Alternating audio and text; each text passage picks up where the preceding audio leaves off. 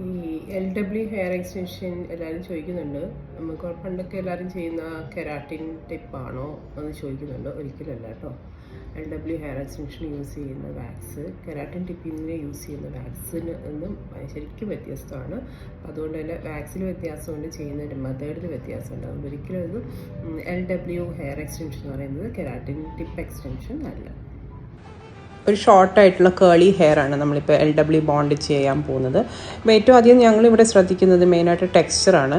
നമ്മുടെ same texture തന്നെയാണ് ഞങ്ങൾ മെയിനായിട്ട് നമ്മൾ ശ്രദ്ധിച്ച് ഇവർക്ക് ചേരുന്ന ടെക്സ്ചറിൽ തന്നെ ഇവർക്ക് അധികം കൊടുക്കാതെയാണ് നമ്മളിത് ചെയ്തിരിക്കുന്നത്. കുറച്ചൊന്ന് ഹെൽത്തി ആക്കി കുറച്ചൊരു ലെങ്ത് കൊടുത്തിട്ടുണ്ട്.